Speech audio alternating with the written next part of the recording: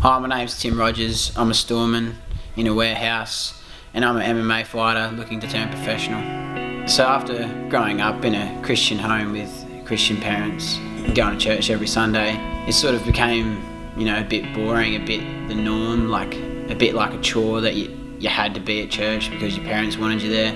I think the thing that was lacking mostly in my life was knowing God was real but not having a relationship with God. And I think that was probably, I sort of thought, what's the point of actually going to church?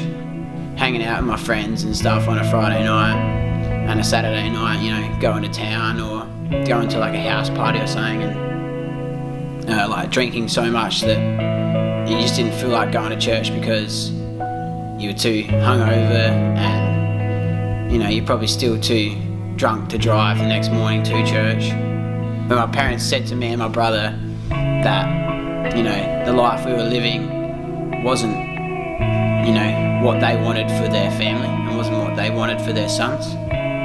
We looked up a place online and found that there was a service that me and my brother could go to on a Friday night. Still didn't go to the Sunday morning service because after the Friday night service that we went to, we would go out and get drunk, and then on the Saturday we'd go out and get drunk and then not make it to the Sunday morning service.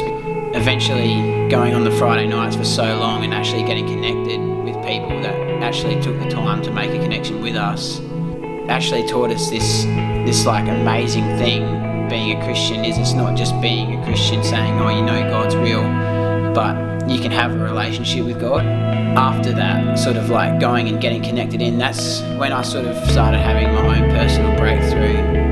Your relationship with God, you feel like there's a one-on-one connection with God. It wasn't this massive flash, turning point for me. It was sort of just seeing other Christians and the way they lived. I could have what they had.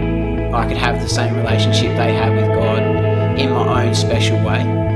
Eventually, things outside of church and outside of, your church family, things start sort of not going heaps well.